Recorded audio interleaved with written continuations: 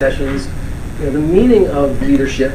Lots of people have different interpretations, but the sense that there's not enough of it is something that is widely shared amongst many of us here in Washington. And the ambition for this series is to call on leaders from national and local politics, from business leaders, folks from education, arts, advocates, to try to understand what are the circumstances and the characteristics that enable some people to overcome real differences and lead.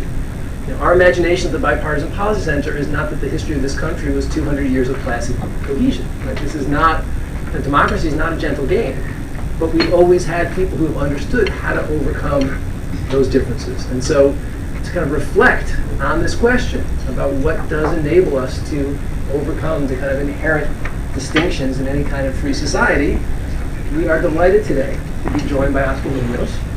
Oscar was appointed President and CEO of United Airlines in September 2015. He is a true American success story, and we're going to talk about that a little bit, but growing up with 8 siblings in California, first member of his family to go to college, he has had a number of rather remarkable leadership roles, worked at AT&T, Coca-Cola, PepsiCo, prior to joining United as the president and CEO of the CSX Corporation, which was a lot of heavy stuff around the country. But I think really the focus of this discussion is going to be a lot about Oscar's focus on people. As I prepared for this discussion, the consistency with which the descriptions of your leadership have been kind of just anchored in both your employees and your passengers has really kind of shown through. And I think I'm particularly interested in a field that is technologically complex, logistically capricious, to say it pleasantly, high stress. It's scary flying, right? The fact that we actually don't get scared flying is kind of remarkable, but we've basically taken everything that is right and wrong in American society and jammed it into these narrow aluminum tubes and hurled it around the world. It's a pretty remarkable thing that we do. The fact that you have been able at that moment to really change the culture of the company while achieving more than a 50% increase in stock price sounds pretty cool. And so we're going to try to explore that a little bit. I should just close the introduction by acknowledging how pleased we are to be able to have this series in the honor of the extraordinary service of Bob and Elizabeth Dole. I think many of you know Bob Dole is one of our 4 founders. And again, Bob and Elizabeth are proud partisans, right? These are not folks who go lightly anywhere they travel, but they are people who, in their careers, understood how to overcome real adversity and how to build the kind of trust that is necessary to move the country forward. And so this is the 1-year anniversary. We launched this series on Bob Dole's 95th birthday. And it's been a really great experience for us as an organization, and we are dedicated. I think we're going to have our 12th event this Thursday. We're going to have 5 female members of Congress, freshman members, come join us and talk about their shared experiences. And so let's jump right in. I think there is a cliche in leadership about whether leaders are made or born. My conclusion is the answer is yes. But I guess my question is, if we had your 8th grade teacher here, and we said, so here's Oscar, CEO of United Airlines, would he or she say, like, of course, that makes perfect sense. Would they say, like, Oscar? Who's Oscar? Have you, 8th grade. When did you start to... We were studying Tennyson's Ulysses, and what's the famous quote, I'm the sum of all the parts that I met? I think she might say that, because I remember 8th grade was That's pretty impressive. When did you start to find yourself in leadership roles? First, if I could, thank you for having me. The concept of partisanship, bridging the gap, communicating, conversing, having different points of views, but actually having meaningful debate and discourse is just something that feels like we've lost. And in a world that's become increasingly divided, I always like to say we choose a world that's united. I'm But to your point on the fact that it's even more of an honor, the fact that it's the Dole Leadership Series. All of us remember Senator Dole standing up with assistants at the funeral of the king. One of the most poignant, touching moments, and just really encapsulates the world that used to be in politics and how that went. So that's always a meaningful thing. So when this thing came up, I thought it was a great possibility. We think that members of Congress, by and large, are very good people with very bad incentives. And so figuring out what we can do, and I think actually, talking about leadership is hopefully part of that process. But so, look, reflecting on a life over a friendly conversation is not a fair challenge. But do you think have there been some moments in your life when you look back and think about your philosophy of leadership? Do you look back to any particular people or instances that you say would really kind of affected your approach? Yeah, I would go back to the fact that you are who you are as a product of your environment, the people that you met along the way, the people that you allowed to come into your life and influence. Certainly our parents, our loved ones. But increasingly, in my world, there's always and has always been a cross of people that just you hold up an exemplary light. I had a grandmother who I always get even a little emotional when I talked about her. I mean, she lived till she was 96 years old, worked her entire life, was a maid in a hotel for a long period of time, and worked well into her 80s with debilitating sort of arthritis. And the one thing about her that I always remember, not a single bad word about anyone or anything. She went to work every day. And I come up with this concept that says proof, not promise. And it's in her giving sort of credence to her, because when she retired, she was again a maid at a hotel. So, nothing meaningful. But the fact that not only her coworkers showed up, but management and even senior management from a different city showed up at her retirement, just for me, exemplify the fact, the kind of person she was and the meaningful impact she had on them. And so you aspire to be the same kind of person. And it's those kind of things. And I could tell you 20 other stories about people that have caught me along the way. My high school counselor, Mrs. Duckworth, who caught me in a hallway one day, not quite when class was out, and so I thought I was in trouble. And we had just taken the SATs, the preliminary SATs, and she stopped me to ask me where I was thinking of going to college. And again, I grew up in a relatively, not low-income household, but blue collar, where the concept of college and further education wasn't part of the conversation. So my answer was at the time, like, what's a college? And she helped me go through the process, which got me to go to school. And again, in the environment and the environment that I grew up with my Latino roots, it wasn't yet a prominent thing. And one of my guiding missions in life is that I don't want to be the damn exception to everything. I want to be the expectation, right? And we should have people of all colors and race and sex in positions of authority. We shouldn't question or wonder, it's like, hey, why are you in that position? And so those are the kind of things that drive me. And it's always been another human being around me somewhere that has influenced that conversation. And so I give credit to them. And I call that my duty to care. And a lot of things that I do personally in philanthropy and to the degree within our company is just try to instill in people that it's important to care for others. And of course, I work in a world where caring for you, our wonderful customers in this room, is really, really meaningful to us. So we are going to get there. So look, you gave a long preamble, so I did too. Congressman Crowley, Representative Schuster. First of all, thank you for joining us. And I want to also acknowledge Senator Dorgan and Secretary Glickman. We got some. You got some seats up front. Now, if you guys want to, I know you got to run, so you're hanging out by the bar. Sitting all day. Crowley, Schuster. All right. Is that Bill? That's Bill. Bill by the bar. Schuster, just private guy. Well, I can tell stories that he was wonderful in a time in our life at United's life that was pretty dark. And thank you for that meaningful, balanced support. But it was worthwhile. It was a wonderful experience. So, before we go more into kind of the company, and there's a lot I want to talk to you about that. I mentioned earlier that it's a little bit of a cliche, but really, this is the American dream story. This is the story that we all imagine that this country is about. But the reality is that it really isn't so much. Right? I mean, if you look at some of the recent data, social mobility in this country is at a lower point now than it's been in generations. I think the chances of moving from the bottom fifth of our economic stratus to the top fifth is about 7.5%. Right? Doesn't happen a lot.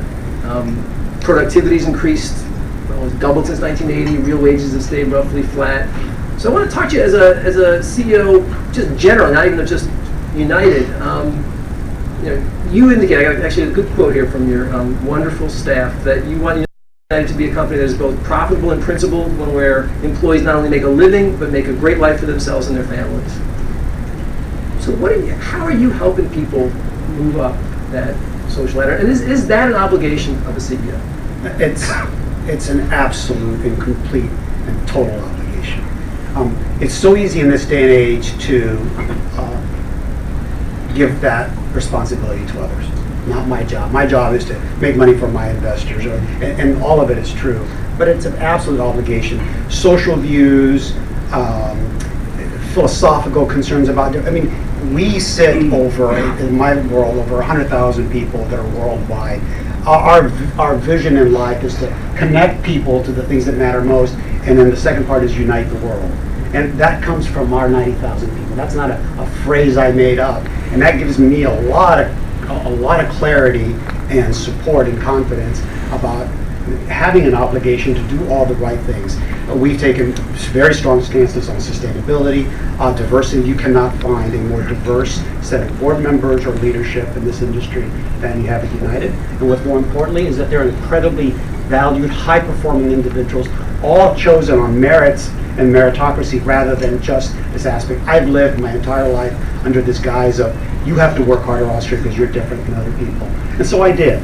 And when I counsel folks, and whether it's the Latino or any diverse space, I just said, the fact of life is we do have to work harder, plain and simple, and work harder we shall. But increasingly, more and more people are getting into positions that don't look like me. They look more like a standard, I guess if you call it, CEO, who are beginning to see the value of the diversity of thought and capabilities, and it's really making a meaningful difference. So the obligation is to continue to do sort of, not only use the words, but more importantly, again, back to this proof, not promise, to put people in place and positions in charge of things that are meaningful, and watch them grow. And then we have the kind of, you said 50%, I think we're closer to 90% stock depreciation.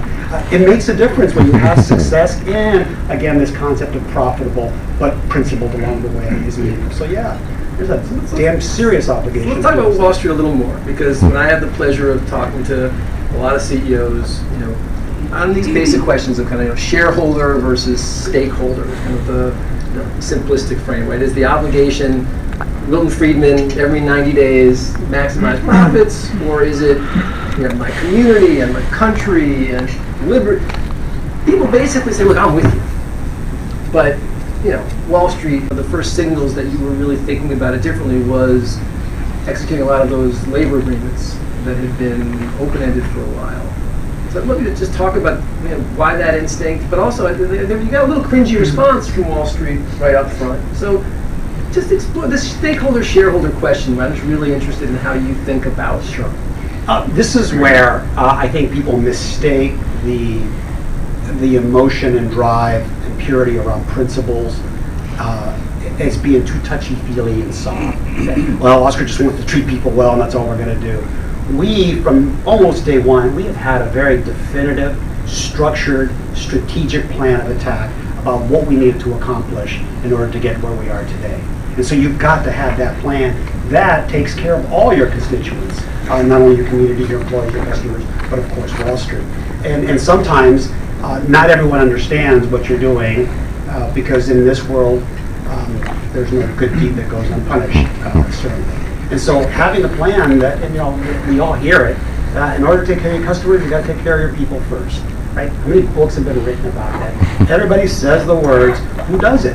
Well, our team from the onset said, you know what, here's the problem in our company. We have grown disenfranchised, disengaged, and therefore we need to regain the trust of our employees. And one of the mechanical things about regaining the trust was taken care of at one point in time, 5-6 year long contract disputes with our flight attendants. Who touches you as a customer more?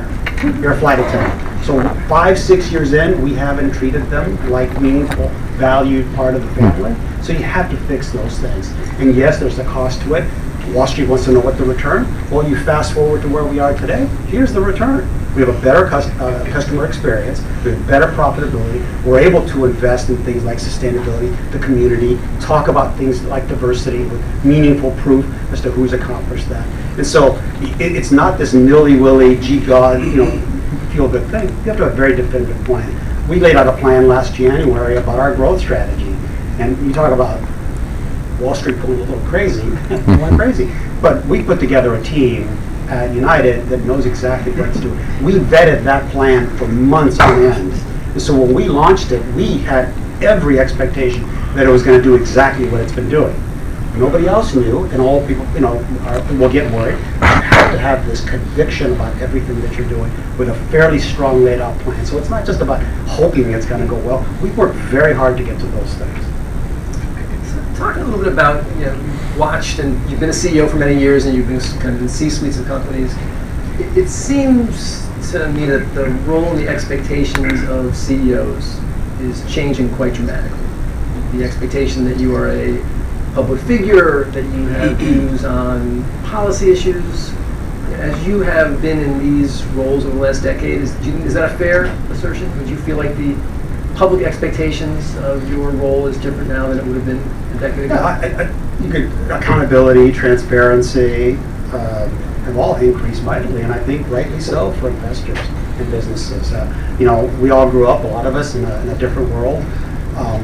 Because being a CEO in the old days, you look back fondly on those times, and it is different today. But that's just the times have evolved, and I don't look at it askance. I look at it as just the new reality, and it's an important one. And I think most of the folks that sit in our roles today, I think embrace it as well, and it's the right thing to do for where we have developed as a social community here in the U.S. So one of the places where I think we've seen a change is the expectation that companies are public policy agents. You're not just about air travel. I guess Peter Drucker said management is doing things right, leadership is doing the right things. You and Delta took a pretty strong position after the parking shootings, which everything about that was controversial. But why? You're an airlines. What role? Public policy issue. So the facts behind it all are very simple. One of our pilots lost his daughter in that shooting. I mean, that puts a whole different aspect on anything you're talking about. I actually flew down to Miami to see them, a few days afterwards. We had our annual meeting the following week, and the stance we took is there was a big NRA convention where we were offering discounts like we do to any large crew.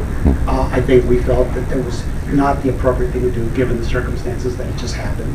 And so, as an industry to a degree, we banded together. I was the first one on the podium, so to speak, to be asked the questions, because the NRA, of course, took a strong stance about that and accusing me of political bias. And I don't have a political view. I lost a family member, plain and simple. So it did become personal. Of course, the media picks it up saying, Munoz says it was a personal decision to stop the NRA discount, which wasn't the full context of it. But it's those kind of issues that we have to do the right thing. So we had Parkland, we had the separation of children. Remember, in my vision, it's unite the world. What part of unite the world allows the separation of children from their families, regardless of the circumstances? So we took a strong stance. And in fact, we went a step further. We ended up flying people to actually reconnect people that had been separated. And so those are the kind of things that I think are important. And then if you look at the broad nature of our United family, you ask them about these decisions, they are fully supportive. They gave me that clarity and that conviction and that confidence when they came up with a term that says, we unite the world.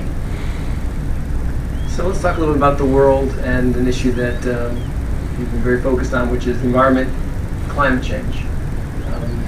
United has made a commitment to reduce emissions by 50% by 2050, which is a tough thing to do if you're fighting gravity, right? I mean, gravity being 4.5 billion gallons of jet fuel per year. Yeah. So, talk a little bit about your thinking there. I mean, the airlines is not, as an industry, the airlines has not been a leading voice in the climate debate. I think rationally because it just doesn't see a lot of options, right? I mean, batteries are pretty heavy, so electric planes seem unlikely for the near future. why were you motivated to do that, and how do you think about the ability to achieve what's a pretty bold commitment? Back to the issue of reality. You have to, and I heard this, and this is not a political support or debate, but a former vice president who was very involved in the area of sustainability. I heard him say these words. Dick Cheney? Different environmental issues. But the concept was, do you believe that climate change is real? Right? You just have to ask yourself the questions. There's much debate and facts and that, but do you believe, do you see the facts? That it's right? And if you do or don't, that's the first question. The second question is, can you do something about it? And all of us can do something about it, because the third question is the most important. Will you do something about it? And I think as we face that question inside our United family, I think generally we felt that the facts are increasingly more obvious that climate change is affecting us in different parts of the world. Can you do something about it? It's like, yeah, but who? Right? It's going to be expensive, it's going to be difficult, it's going to be hard, it's going to take a long time, we're going to have to make all these changes. And then the question came, will you do something about it? And again, this is who the United family is. This is a very strong and prominent viewpoint that said, yeah, you know what, we will do something about it. So we started easy with straws and to the concept of biofuel. Which we think is a big, so we've taken a pretty big investment, the largest investments in waste energy manufacturers. We're exploring all those capabilities, and more importantly, by us leading the industry and from the planet perspective, we now have more traction. We have people, and I believe Delta's come out recently with a similar pledge. I just was working with what we call IATA, which is the International Association of Airlines, and we're working that. And just as we're beginning to do that, this whole concept of ESG that a lot of you know about is all of a sudden beginning to kind of rear its head. And it's wonderful to be ahead of that with known focus, known sort of lines in the sand about this. It's an important topic for us. So again, we can only bury our head so long. And again, we have to be mindful of 4.5 billion gallons of jet fuel that I burn every year. I know everybody appreciates it, and we'd like to get to our places, but we have to do something to move forward, and that's, I think, what we've been doing. But you don't think the Green New Deal is going to be a giant boon for Amtrak? We'll come. Had to get one or two of those out. We're going to have them next week, or later this week, right? Ask that question. So I want to really turn to this question, kind of people. So you have 90,000 or so employees, 160 million passengers. And you made a strong point that you thought that the ethos of the company and the airlines were a little out of whack. That the focus on safety and efficiency had led to kind of a protocol-driven culture that kind of took some of the humanity out of the process. You came up with these core 4 principles, the second of the 4 being caring. This has clearly been kind of a central thesis, but talk a little more about when you joined the company, what were you perceiving that had been lost, and what have you tried to do to bring it back? I think it's a big operation. You as customers, if you think about your last flight or next flight, you think about really one thing. Is it going to leave on time and get me where I want? Right? That reliability is very important. We don't, to your earlier point, until recently, think a lot about safety, because we expect that out of the training, out of the regimen, out of the great regulatory oversight that we have with regards to that. And so over time, when you're running a really big operation like we do, the concept of, you can't have anarchy and chaos. You have to have order and process. You can't just jump up to go to the airport and go to whatever line and everybody says, hey, just get on the airplane anytime you want. I think Southwest tries to do that. We don't have quite that luxury. So you need policies and procedures in order to ensure, again, your safety and your security. That's why we do that. But once we've taken care of the issues of your safety and security, then we have to learn to put the customer at the center of things that we do. How do you feel about flying this? How do we take into account the things that you want to do? I know you want to fly with that 6-foot peacock, but the answer is going to be no. but we can allow other things. This is not apocryphal, right? Someone did bring an emotional support peacock on one of your... They tried to. We stopped them way ahead of the game. Just while we're on, I was also told, I want to see if this is true, that someone brought an emotional support dog for their emotional support monkey. Yeah. And the only thing we're unclear as to whether the monkey was for the dog or vice versa.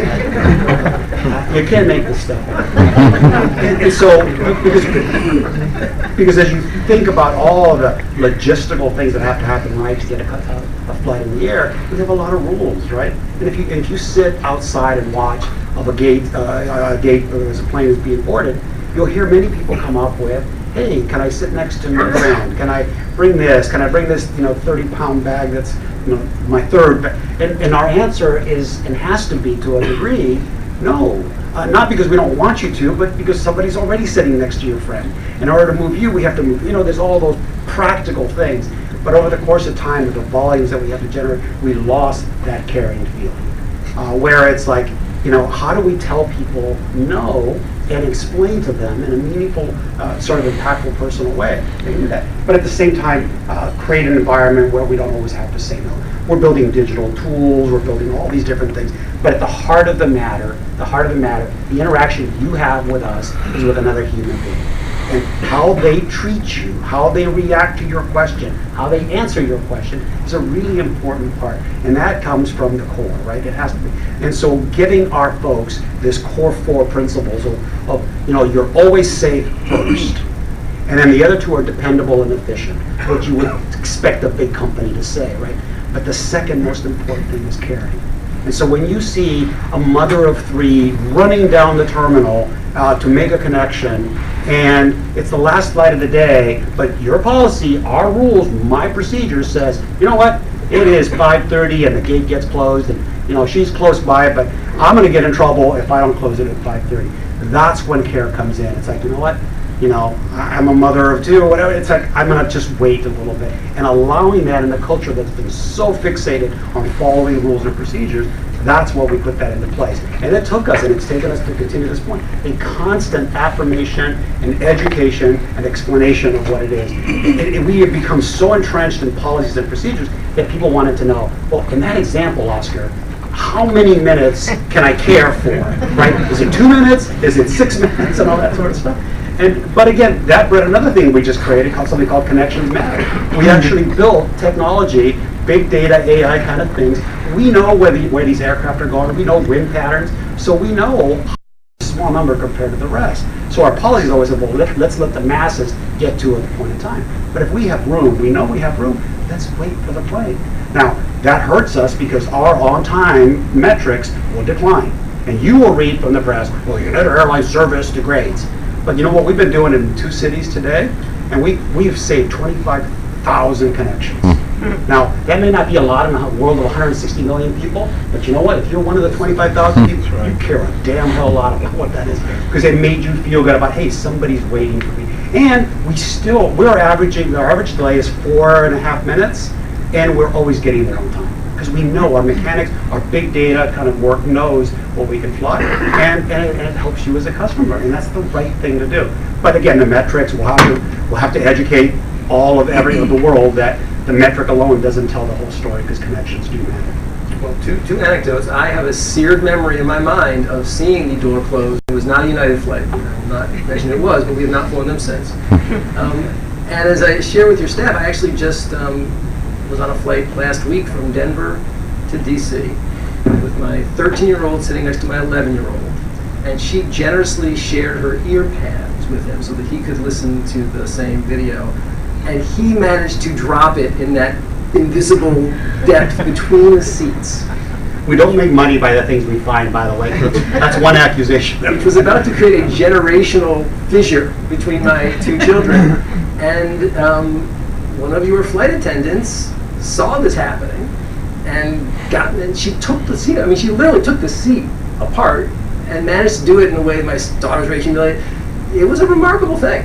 And my children still love each other. And you told me this story earlier, and I'll reiterate what I said then. So that flight attendant's decision to assist in that manner did not come from a digital tool, an investment, and a class that we sent them to, or anything, right? That came from a pure, unadulterated, personal desire to care for someone else. Allowing people to be that, to care for others, is the meaningful part behind our core force. So the words, oh, it doesn't matter. You just give people the freedom to give a crap about someone else. It's a really meaningful thing, and it's exciting to see that. We're excited to hear those stories. You'd be amazed at how many heroic stories. My friends from A4A are here, and we hear this all the time. We're always trying to sort of publicize how important the industry is, but more importantly, how much good we do for so many people. And that story times 1,000. Every day it happens. But of course, we don't hear about any of those things, right? You hear about the ants or the whatever it is that happens. I clicked the 4 stars after that. So we're going to open up to questions in a minute, but I wanted to ask one other question. This is the kind of questions of leadership in crisis, and I know you get asked this a lot, but you had a heart attack shortly after becoming the CEO, and as the story goes, found out that you had to have a heart transplant, but at a meeting with your staff said, I'm going to be out for a few hours, at which point you went and had a heart transplant. And obviously this is a hugely, I don't mean to make light of this incredible experience, but I'm interested in it, again, as it relates back to your imagination of leadership, because one of the notions of leadership is this presumption of invincibility. A lot of politicians, CEOs like to create this aura of just being above it all. Your mortality was put right in front of you in a very dramatic way. Has that affected your leadership? Has it affected your approach to your job? Yeah, I think in my case, clearly there's an effect. There has to be, right, when you go through something like that. But not. I am pretty much the same person I was before. Again, this sum of all parts that we talked about at the opening continues to drive me, but it has helped me understand not just mortality, but the importance of, as an example, that not invincibility, but what's a good word for it? That we all as individuals, we're all going to face obstacles. We're all going to face issues. Some seem so death-defying, disastrous that our life goes, sort of topsy-turvy. But you know what? With the right level of support for family and loved ones, with the right mindset about these things. I mean, during that whole health crisis, I never, ever once thought that anything bad was going to happen to me. And that's not an era of CEO invincibility. That comes from a lot of people's hearts and minds. And the United family was amazing. The quick story is I was only on the job for 37 days before I got stricken with a pretty massive heart attack that would have killed most people. And the level of support from the United family was immense. Again, 37 days, but the amount of mail and gifts and flowers and things that came in from that community for so many months. My children opened the bags of mail and read them in the morning to me. So that, for me, like coming back from that event was never a conversation and a question. But it does help me help other people. I go to a lot of hospitals. I speak to a lot of patients, and it's important for them to see someone, running around doing what I do or whatever. That your life doesn't have to be narrowed down to something just because you have a transplant. It's an amazing process of technology. And I would tell you all that the PSA that I always give to folks, it's really simple. There are so many symptoms of heart attacks, and the difference between men and women are immense. But the advice I got from someone that by the way, I used to run marathons and triathlons, and I was a vegan when I got mine. So your lifestyle, so I probably don't recommend any of those things. But one of my mates that we run, who happens to be a cardiologist, would always say, some of the youngest and fittest people that die on my operating table have heart attacks and symptoms that they never, ever sort of manage. And so he said, if you ever feel anything weird or strange, and we know what that is, immediately call for help and assistance. And he said that, which makes it obvious, right? It's everybody knows. But he said something that was always struck with me, was the fact that he said, and when you call 911, he said, immediately tell them where you are. Okay, that makes sense. because you may not make it past the phone call. And that was a dramatic thing, and I remember exactly where we were when he said it. This was probably 2 years before my event. And so one morning in Chicago by myself in my apartment on the 50th floor, I just worked out and I felt something weird. My legs gave out of the things. And his words came rushing back to me. He said, get to the phone, call 911 and tell them where you are. Because 50th floor of a high-rise in a big city, I'm not going to fight Well, doors right? And most of the deaths occur when people just say, oh, you know what, I'm going to jump in the shower, I'll feel better, I'm just going to lay down. And I've told the story so many times, and I constantly tell it only because we have received literally thousands of notes back from people that have heard this story and have responded that I told that to my dad or to my brother or to someone else. I've had people stop me at airports and